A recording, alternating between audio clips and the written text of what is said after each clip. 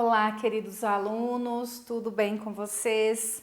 Eu sou a professora Sirlene, sejam todos muito bem-vindos à nossa aula de número 106, de língua portuguesa para o sexto ano.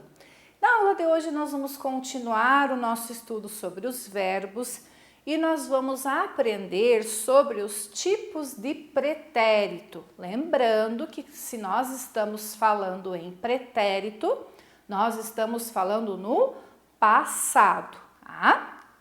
E os objetivos para a nossa aula são conhecer os 3 tipos de pretérito, quais são, e que vocês tenham a competência de diferenciar esses 3 tipos de pretérito, né? Quais são as diferenças que nós temos entre o pretérito perfeito, o imperfeito e o mais que perfeito. Pessoal, peguem lá o material para a aula, o caderno de vocês, né? Abram na matéria de português, lápis, caneta, borracha na mão, tá? Para vocês irem anotando, combinado? Muito bem.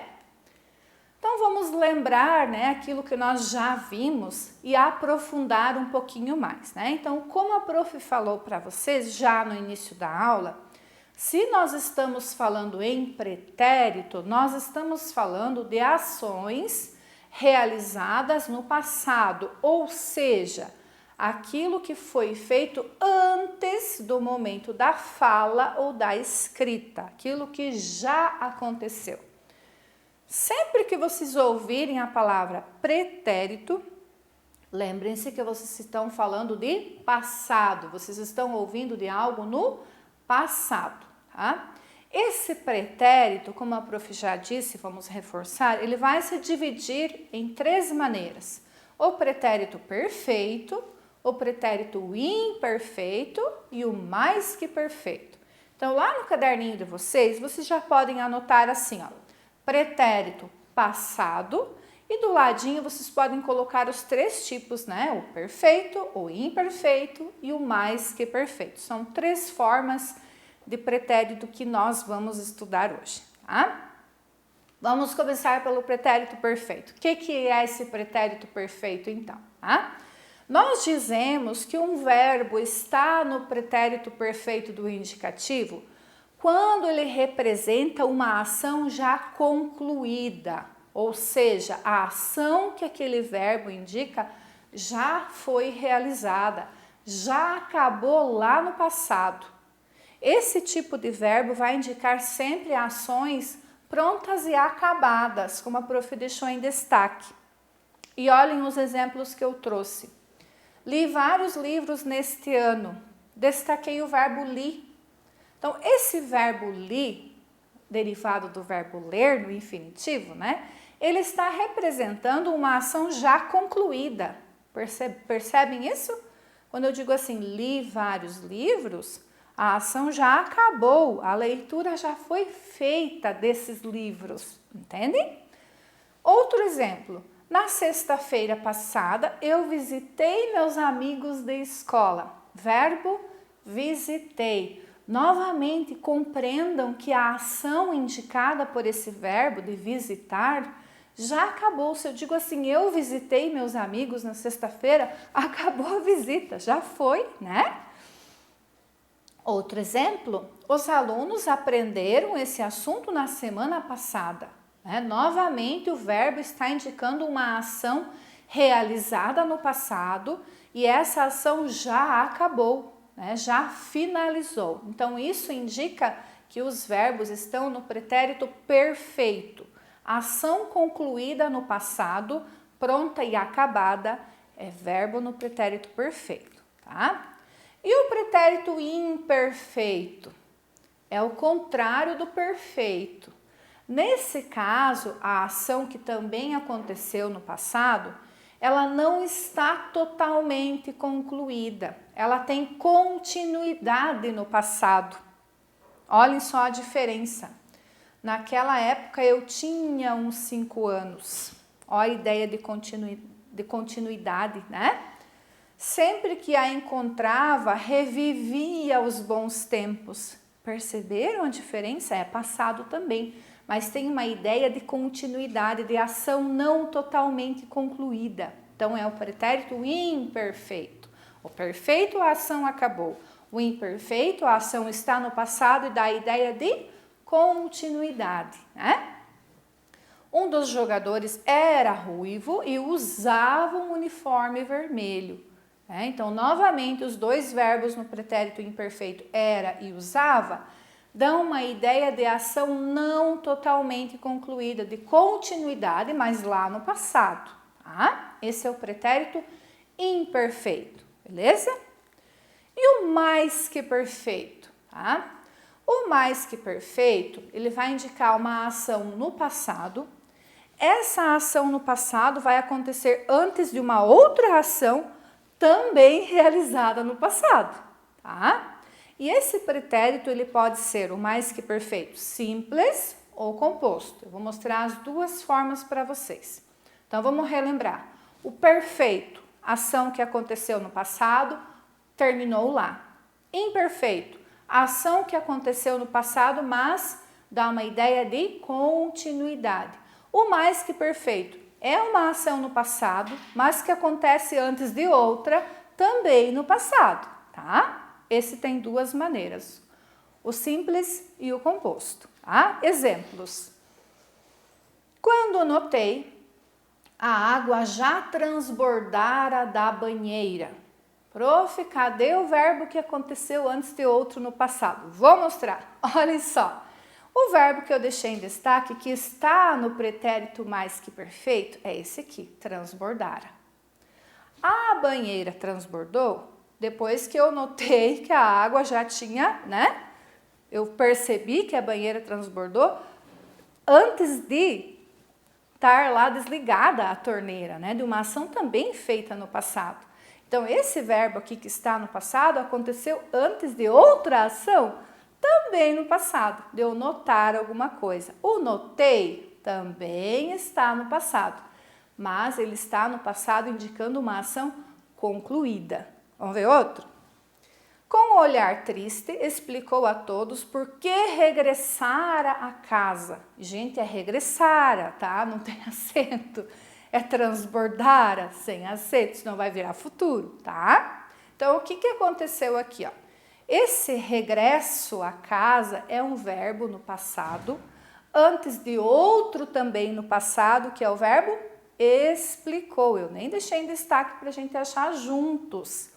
Porque quando a prof diz assim para vocês, que o pretérito imperfeito é uma ação que aconteceu no passado, antes de outra também no passado, tem que entender isso, né? Aonde que está a outra ação também no passado, tá? Então, o transbordara tem outro verbo no passado. Qual? O notar a água lá, né? Que derramou antes de eu ir lá e desligar. Onde está o verbo antes do regressara também no passado? O explicou. E no último exemplo, apenas de noite admitiu que esperara por ele ansiosamente durante todo o dia. Verbo no pretérito mais que perfeito, esperara. Sem acento, senão vai virar esperará, né? É futuro. Aonde está o outro verbo antes desse também no passado? Admitiu. Perceberam quando a prof diz que o mais que perfeito, ele acontece antes de outro também no passado? Sempre observa isso. E assim, ó, quando vocês verem verbos assim, ó, que eu posso acentuar na última sílaba e mudar para o futuro, podem saber que é mais que perfeito, tá? Mas esse é o mais que perfeito simples, beleza?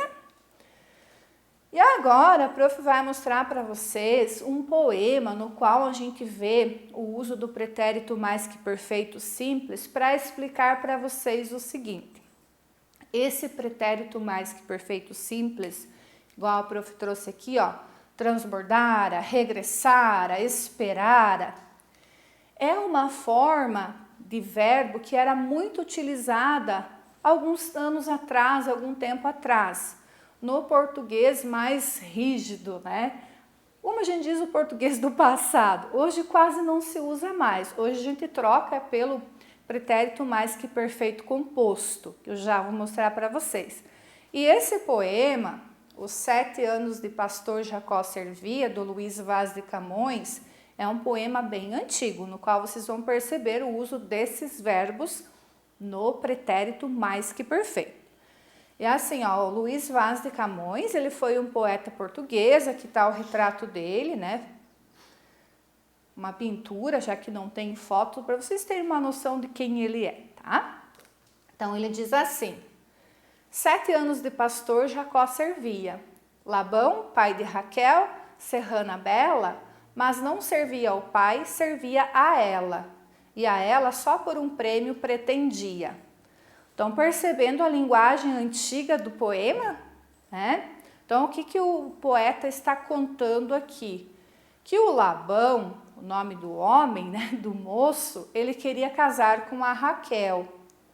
O pai dela, para conceder a mão da filha em casamento, pediu para ele servir a ele, né, cuidar das ovelhas, no caso, por 7 anos. E daí ele ia conceder a mão da filha em casamento. Os dias, na esperança de um só dia, passava, contentando-se com vê-la. Porém, o pai, usando de cautela, em lugar de Raquel, lhe dava Lia. A história conta que quando passaram-se os 7 anos de servidão, o pai, em vez de deixar o Labão casar com a Raquel, que era a moça que ele pretendia, o que ele fez? Ele fez ele se casar com a Lia, que era a filha mais velha, porque ele disse assim, ó, você tem que casar com a mais velha primeiro, a mais nova tem tempo ainda. Mas não era o que ele queria, né? O que aconteceu? Vendo o triste pastor que com enganos lhe fora, ó, o verbo do pretérito mais que perfeito, assim negada a sua pastora, como se não tivera merecido, começa de servir outros 7 anos, dizendo, mas servira se não fora para tão longo amor, tão curta a vida. E o que o Labão fez? Então, quando ele percebeu que foi enganado pelo pai, ele serviu mais 7 anos para poder casar com quem ele queria. Quanto amor, né? Então, olhe só os verbos do pretérito mais que perfeito. Fora, tivera e servira, né? Todos no pretérito mais que perfeito simples, tá bom? Como eu disse para vocês, o pretérito mais que perfeito simples, ele era muito usado lá no passado, né? Há algum tempo atrás. Hoje, praticamente, ninguém fala mais desse modo e muito menos escreve no pretérito mais que perfeito simples. O que nós fazemos hoje? Nós trocamos, né, substituímos o pretérito mais que perfeito simples pelo composto. A gente faz isso aqui, ó, em vez de ter dito meu pai comprara um disco antigo, eu trouxe para casa, o que a gente diz? Meu pai tinha comprado, né? É pretérito mais que perfeito também, né? Então, nós trocamos o simples pelo composto, usamos o verbo ter como auxiliar na conjugação do verbo principal. Nós fazemos essa troca aqui, ó, em vez de nós dizermos assim, naquele dia meu time perdera de 3-2, ninguém diz isso, né? Só chegar para mim, nossa, naquele dia meu time perdera, né? O cara vai dizer, meu Deus, o que você está falando, né? A gente troca o pretérito mais que perfeito simples pelo composto. Naquele dia meu time tinha perdido de 3-2, tá? Então, esse é o pretérito mais que perfeito composto. Eu pego o verbo ter junto com o verbo principal no particípio. O que é o verbo no particípio? O verbo que termina em do ou em da, né? Como aconteceu aqui, perdido, comprado, né?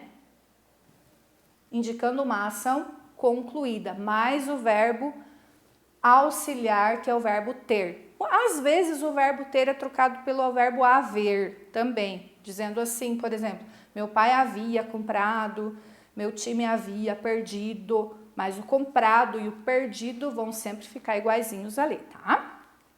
E aqui a prof fez um quadro comparativo, pegando o mesmo verbo, mostrando para vocês como é que ele vai ficar no pretérito perfeito, no imperfeito e no mais que perfeito.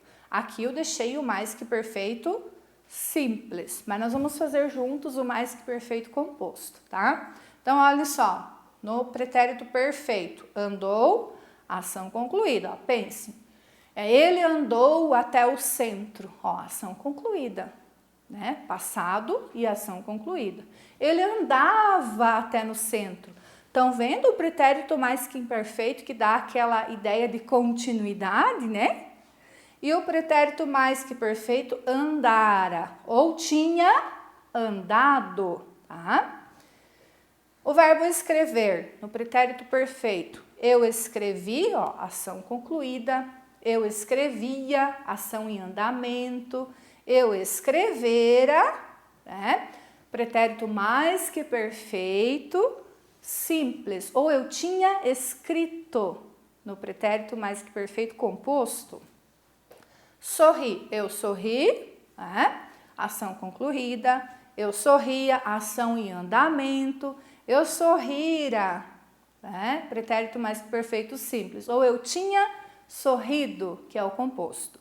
Lembre-se que o composto sempre vai ser o verbo ter, né? Ou o verbo haver em algumas situações. Eu havia sorrido, eu havia escrito, eu havia andado, é o pretérito mais que perfeito, né? E o verbo principal sempre no particípio, indicando uma ação concluída. Quando eu digo assim, eu havia andado, acabou, né? A caminhada. Eu havia escrito, acabou o ato de escrever. Eu havia sorrido, eu já não sorrio mais, né? Por exemplo, tá bom? Resumindo então, o que é que nós aprendemos? O pretérito perfeito, indicação concluída. O imperfeito, ação não concluída, não totalmente concluída, é ação em andamento. O mais que perfeito, eu vou ter um verbo que vem antes de outro, também no passado. Eu tenho a forma simples e a forma composta.